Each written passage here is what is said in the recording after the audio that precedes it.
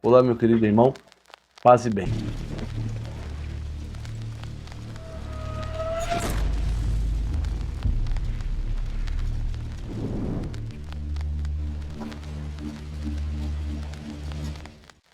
Hoje eu quero trazer para vocês um breve comentário sobre a forma que nós olhamos a Sagrada Escritura.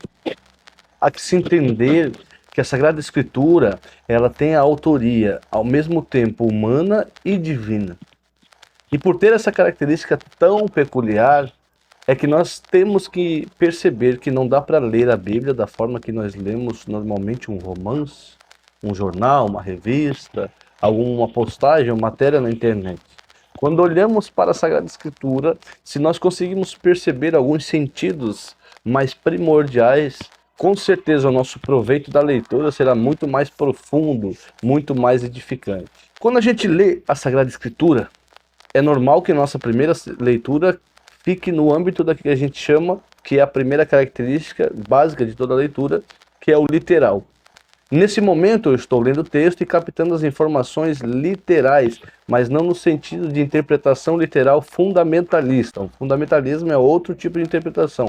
Quando falamos aqui de interpretação literal, estamos dizendo que, em referência à literatura, como ela foi escrita na sua base, no seu fundamento, com os significados da época. Então a gente estuda termos, ditos populares, contexto histórico, contexto político. A gente vai percebendo dali a forma de se comunicar, o público, quem está falando, o público para o qual está sendo falado. Então nós vamos percebendo na construção literal do texto e seus significados. Essa é a leitura básica que todo mundo faz. Mas a partir dessa leitura nós temos o ramo que aprofunda um pouquinho mais o texto, que é o sentido espiritual, leitura com o sentido espiritual. É uma leitura um pouco mais aprofundada, que busca no texto uma significância para âmbitos espirituais da nossa vida. Então temos três sentidos espirituais da leitura sagrada. O primeiro sentido é o sentido alegórico. Esse sentido tem como ponto de partida observar nos acontecimentos bíblicos e nos personagens que eles têm um significado para além deles mesmos. Ou seja, nas ações do povo, dos profetas, do próprio Jesus, eu vou vendo uma significância que vai além do tempo deles e alcança o meu próprio tempo. Aqui 2000 anos depois que isso aconteceu, quase 2000 anos depois que foi escrito. Então, quando eu olho, por exemplo, o povo caminhando no deserto, eu consigo entender ali um significado alegórico trazendo para a minha vida, porque muitas vezes a minha vida, eu estou como aquele povo no deserto e muitas vezes deseja voltar para a escravidão. Então eu desejo muitas vezes voltar para o pecado, para a vida velha e para a vida antiga. Quando lemos o texto, imprimindo já esse significado alegórico, o texto passa a poder ter um significado mais perto de mim, mais próximo. Ele começa a ter uma significância na minha própria vida. O segundo sentido é o sentido moral. Ele acontece quando eu percebo também nos acontecimentos bíblicos, nas ações dos personagens, atitudes que me inspiram a desenvolver virtudes. Atitudes como as de Jesus Cristo, na cruz, por exemplo, no Calvário. Então, meditando o Calvário, posso tomar ali lições de ações morais para a minha vida. O terceiro sentido é o sentido anagógico. É quando percebo no texto a prefiguração da minha união com Deus na vida eterna. Quando, examinando as Sagradas Escrituras, eu consigo perceber essa possibilidade, a prefiguração, eu já consigo mais do que perceber, enxergar, prefigurar a minha união com Deus.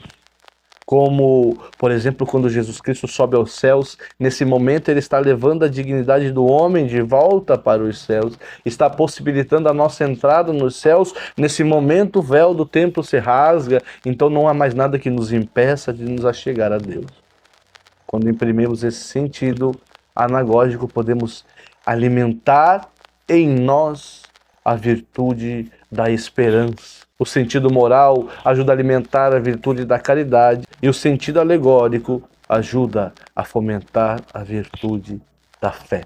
Porém, sabendo de tudo isso, devemos tomar cuidado para não espiritualizar demais o texto em detrimento do seu significado literal. Lembrando que, com uma referência do Catecismo e de São Tomás de Aquino, que todas as outras partes, todas as leituras do sentido espiritual, elas têm como fundamento, como base, o sentido literal. Também eu não posso, entre aspas, literalizar demais o texto e esvaziar o seu sentido espiritual.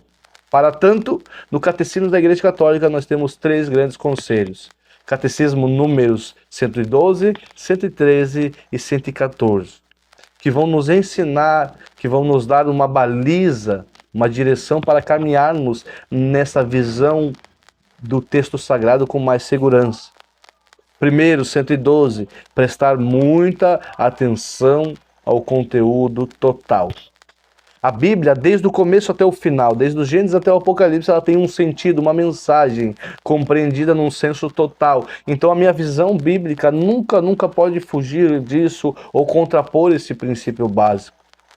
113, ler a Escritura dentro da tradição da igreja, ou seja, momentos que os historiadores vão dizer uma coisa e os nossos queridos padres, a tradição da igreja vai nos ensinar por outro caminho. Então aí neste momento nós optamos pela tradição da igreja. Também nenhuma visão que possamos vir a ter da Sagrada Escritura pode contrapor aquilo que foi deixado já pelo Espírito Santo através dos nossos santos padres. Estar atentos à analogia da fé. 114. A Bíblia é um livro escrito principalmente para alimentar, fomentar a fé no coração das pessoas. Então todo o texto sagrado compreende essa analogia da fé, esse incentivo à fé, esse trabalho com o desenvolver da fé que nos faz adentrar a intimidade do Pai. Espero que este pequeno vídeo possa te ajudar a daqui para frente ter um olhar diferente, mais profundo, mais impactante da Sagrada Escritura. Se você gostou, se você achou útil, se você achou bacana, salve esse vídeo, curte, envia, vamos espalhar esse conhecimento para que todas as pessoas possam ter a oportunidade de olhar de forma mais profunda para a Sagrada Escritura. Que Deus abençoe você, paz e bem.